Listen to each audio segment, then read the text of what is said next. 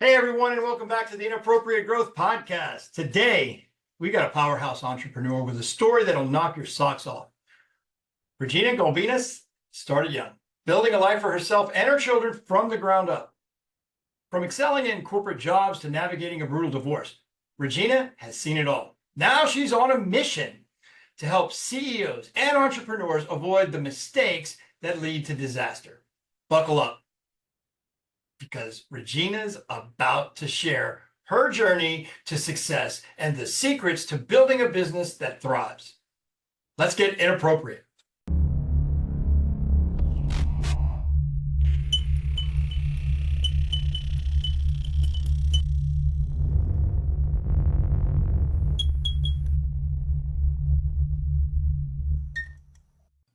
Welcome to Season 2, Episode 10 of the Inappropriate Growth Podcast. I'm Paul Angel, your host, and today I'm happy to have Miss Regina Gulbinas. Close enough? Okay. Perfect. Regina, why don't you save me the trouble and tell me where you are and how you got there?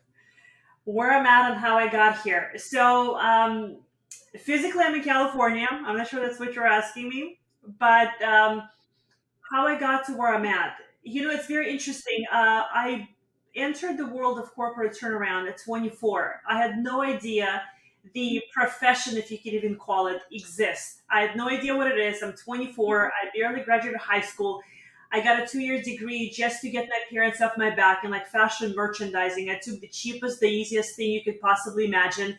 I knew I was never going to do anything with it. I always knew that I had this hunger and fire in me to do something more than an 8 to 5 job. Nothing wrong with that. I was just not that kid. I love the hustle. I love business.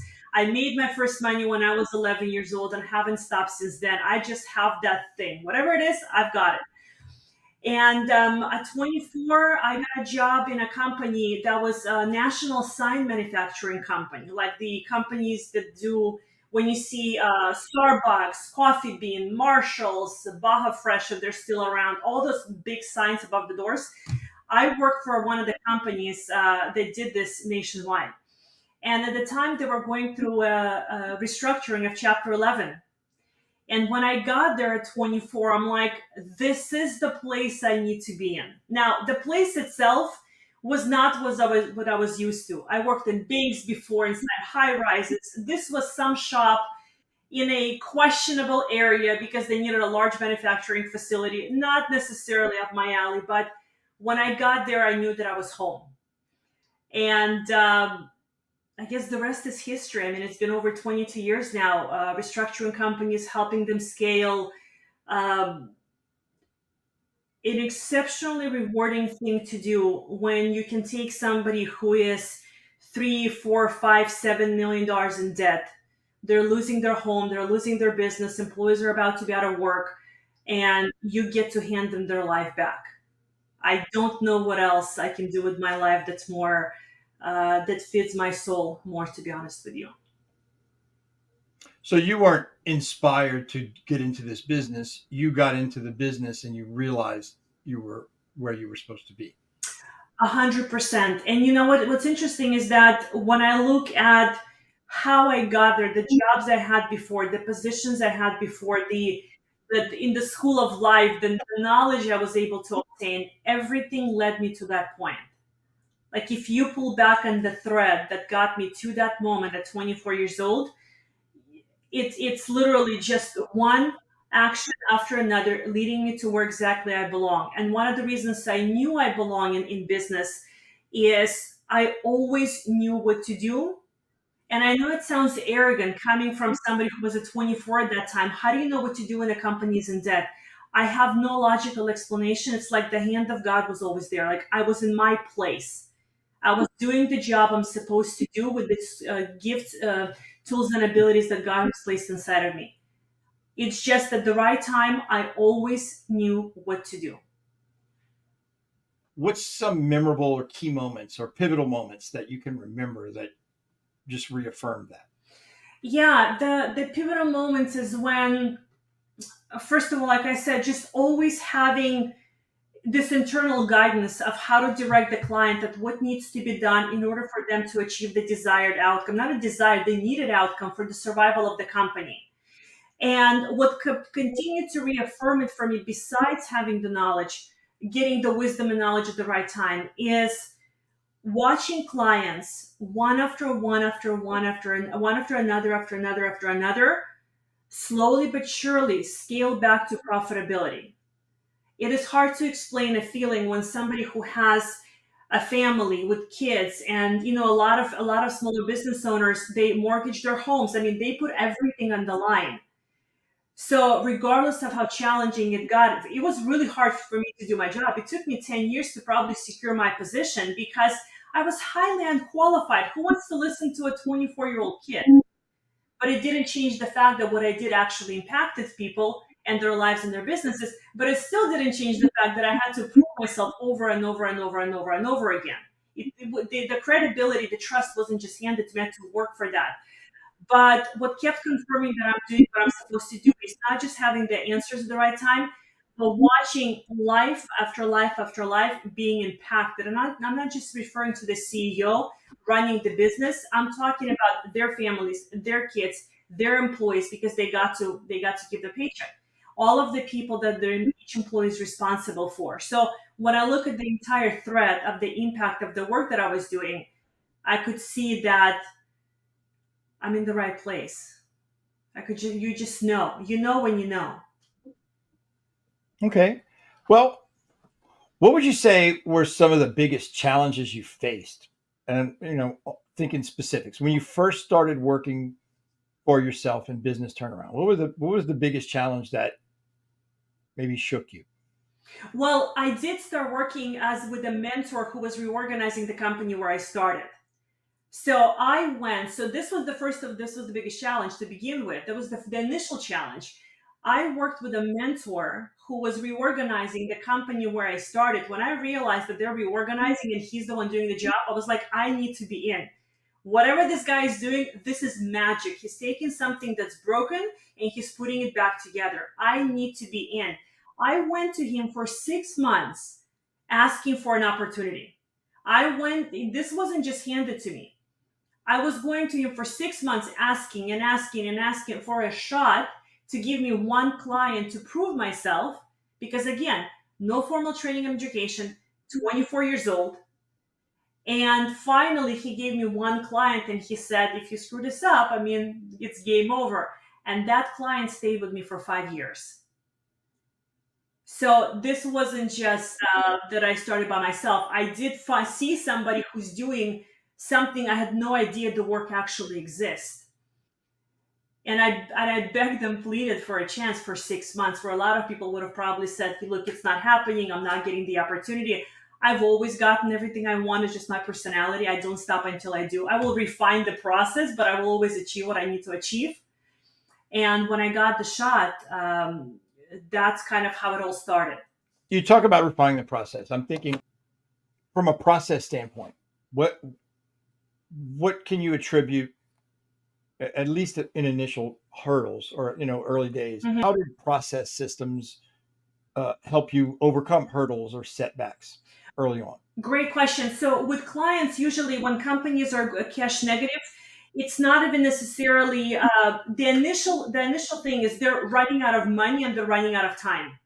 There isn't a lot of time and opportunity and a time and a window of time to sit and look at all the processes and really dive deep into everything. Like there isn't no time for that initially. It's about creating more cash and more money, going after the low hanging fruit, negotiating suppliers, creating better terms with clients, renegotiating contracts that maybe they have negotiated but at a lower margin. So initially, you have to move really, really fast because nobody has time or money to really sit around a table and talk for too long, because they're out of time and out of money. At the moment they're out of time or out of money, but in often each, it's both of them, it's game over. The business just shuts down. They can't even get to they can't even file fast enough into a chapter 11 to reorganize. So initially it's buying the client enough time and creating enough cash to get them through the initial time when they sign on with me, for example. to give them some breathing room, because usually people don't ask for help until it's way too late. By the time they raise their hand and ask for help, they're 2 seconds away from being out of time and out of money. And if you don't have both of them in place, it doesn't matter how good you are, you're just out of luck, you're out of business.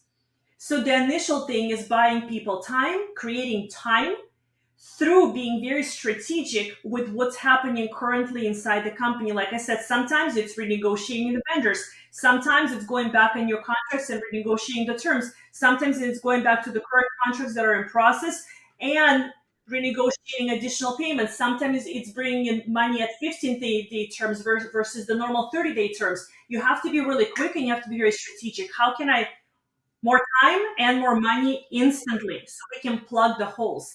And then as the relief comes in from both of those, time and money, then you start to look at the process and you say, okay, why did we go negative to begin with? You can't fix unless you know what the problems are.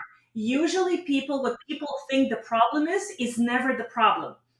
When a client says, I need to get more sales in, well, do you really need to get more sales in if your sales are creating stagnation or diminishing returns? Maybe the sales you're getting in is not the type of sale you need to get in. So it's not about chasing more sales at a tiny margin that doesn't leave enough to cover the overhead. Maybe it's redefining who the customer is and changing the sales process. Because very often people, whatever they think the problem is completely the opposite.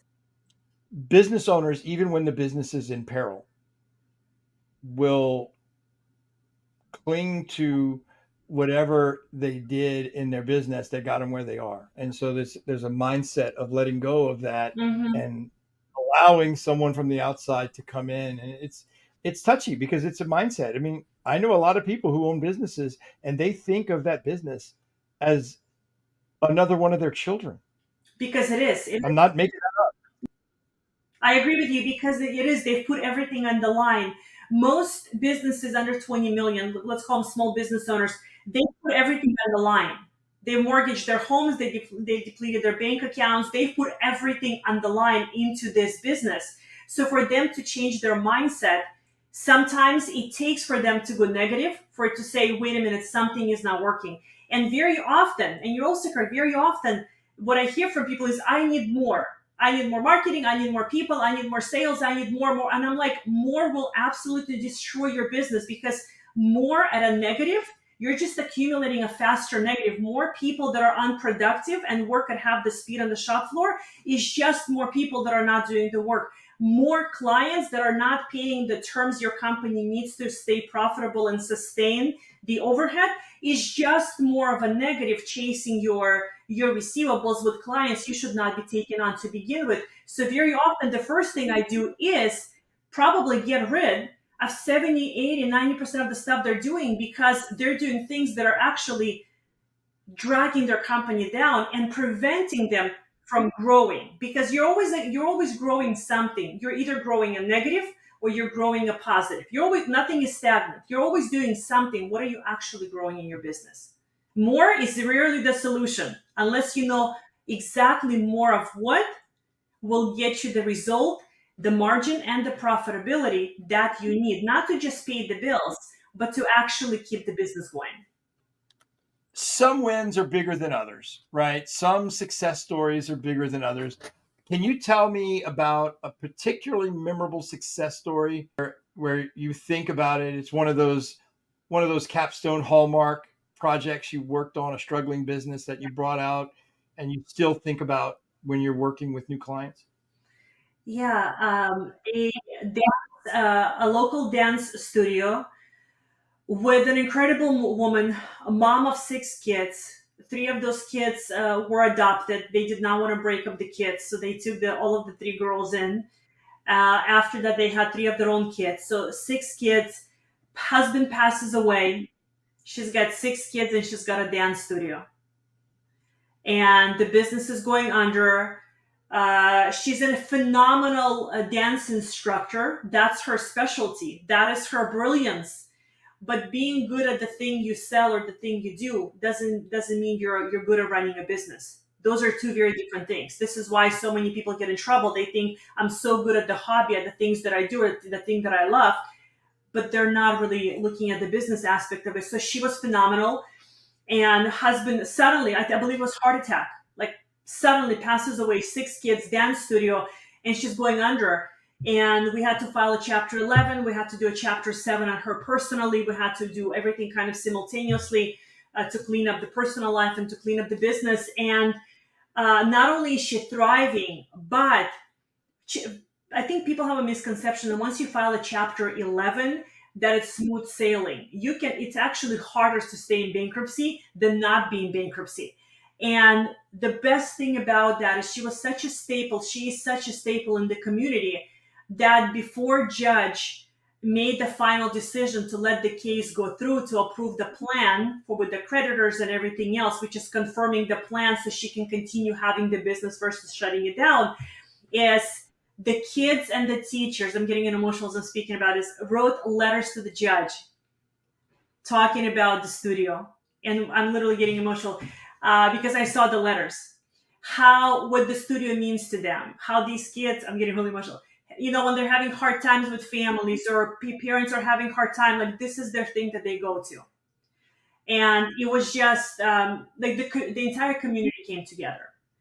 So I'm assuming so. She was very well known, but I've worked with her maybe 10 years ago, a very long time ago. But I am pretty sure, I mean, she was a staple in the community. What was your most significant achievement? Honestly, all of them, they're all in a lot of trouble. They're all in a lot of trouble. When you are at a place where you're 5 minutes from shutting the doors, it's not like somebody is in less trouble than somebody else. Whether they're $5 million in debt or $500,000 in debt, because the numbers are all relative to the business, to the size of the business. Yeah, so it's all really the same thing. So I think, look, for me to be here and say that I have personally had my fingerprints on over 100 businesses going through a process of restructuring, well over 70 Chapter 11s. To me, all of them are a success. I'll be very honest with you. There isn't like one in particular. I mean, they were all out of juice, out of money, out of energy, just out of their mind, out of everything. So who was more out of cash? It's all relative to the business. But those that achieved, you know what? I'll say differently.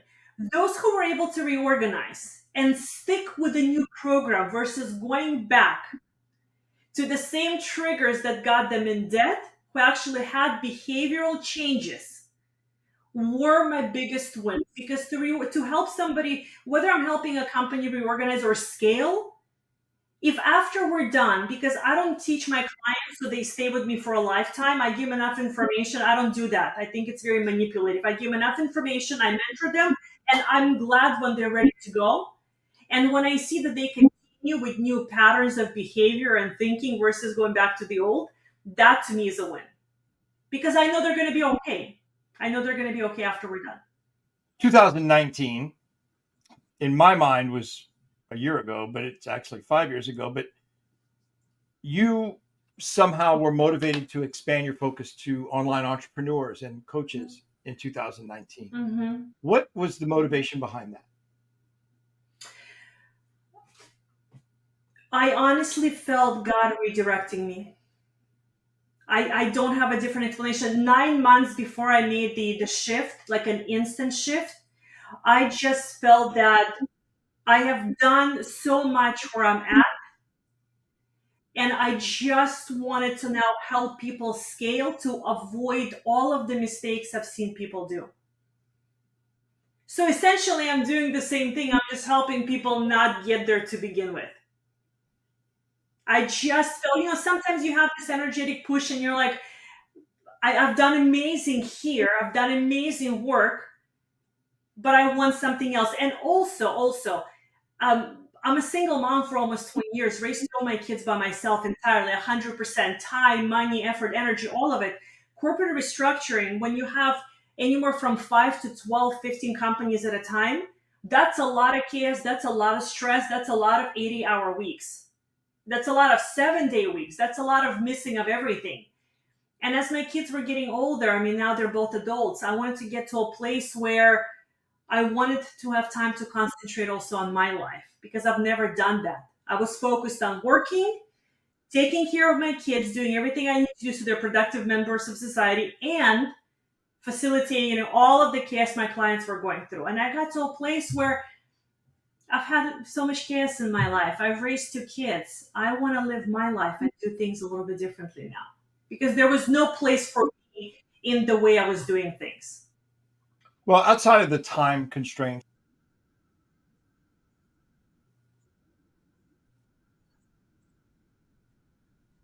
Yeah, it's very different, to be honest with you. First of all, there is no uh, the sky isn't falling every 5 seconds with somebody. It's not constant chaos and stress and all of that stuff because of the volume. Now, keep in mind, when I did corporate restructuring, I was basically the CEO behind the CEO. I was in it with them. I did all the negotiations. I did all of the strategies. I did all the tactical moves. I really was this like the CEO behind the CEO. It's not that I came in once a week. I was with them on a daily basis in their stuff, in their numbers, in their strategies, in their contract. Let's do this. You have to release that. You have to ship this. We have to change that. I don't have to do, I restructure things differently in the online space where I don't have to do it in that sense.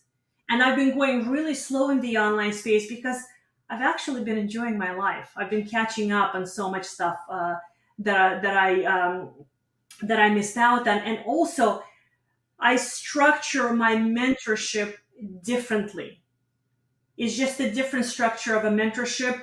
And I get to decide, do I want to take on one on one clients, or do I want to facilitate a mastermind where I can work with 10 clients at the time? Or do I want to facilitate some group programs where I teach people how to navigate certain aspects of their business, sales, marketing strategy, and then run a program, monetize within like a week or 2 weeks, and then not run any programs for a few months? It's just a different structure. let's talk about the future. Hmm. What trends or changes do you foresee in the business restructuring and coaching industries in the next few years? So different questions. So two different questions. Number one, restructuring people. So my biggest advice, because that's what's happening in the economy, ask for help. People ask until it's way too late to ask for help, and then a lot of people are forced to shut down. Wherever you're at right now, you can literally raise your hand, ask for help. There's a lot of qualified people who know how to get you out of trouble and set you up for a profitable future and success. Period. The coaching space is shifting finally. The coaching space from 2019 to 2022, end of 2022, beginning of 2023, because the world was in a global shutdown, it brought a lot of non-credible people with a lot of predatory behavior into the coaching space. And a lot of people lost a lot of money. People were really good at marketing themselves, but not good at delivering what they marketed. Because the initial sale when it comes to coaching doesn't go to the one that's good at doing the thing that you're helping people with. The initial sale goes to the person who can sell the thing better. Period. It comes down to sales. It's not about who's better, it's about who's better at sales and marketing. Now people have got enough of being taken advantage of. They're looking, so this is a perfect opportunity if you're in the coaching space to really make a lot of money in the right way with the right people. People are hungry for qualified mentorship. People are hungry for premium quality support, and they're willing to pay top dollar for premium quality support. Your job, if you're in a coaching space, is to position yourself as the only option versus one of many, as the only solution versus one of many options. When your marketing positions yourself as one of many options, you then compete on price. When you position as the only solution, you can charge any price you want to charge as long as you provide the value. You can back up the price with the value, obviously. So you have to be able to know how to position yourself as the only solution versus one of many options. You have to know who your client is. And the more specific you can be, the more deals you will close. People are paying top dollar now for qualified, premium, quality mentorship. And we could not be going through a better shift in the online coaching space because people were stuck at home. Everybody decided they're a coach. Money was being printed at a stupid rate. We all know what happened.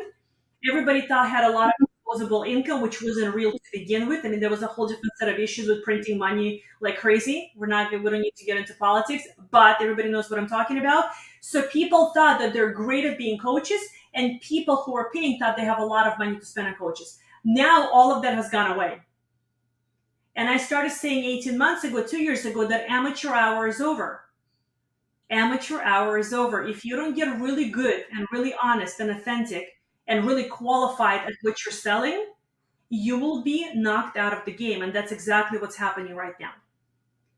But because so many people are leaving the coaching space while the coaching space continues to grow at an exponential rate, what does it tell us? It tells us that for those of us who are actually qualified, who've done this for more than 5 minutes, who are willing to also put skin in the game to continue refining our skills so we get better at the thing, we have more playroom, more space to acquire premium clients who are willing to pay premium prices.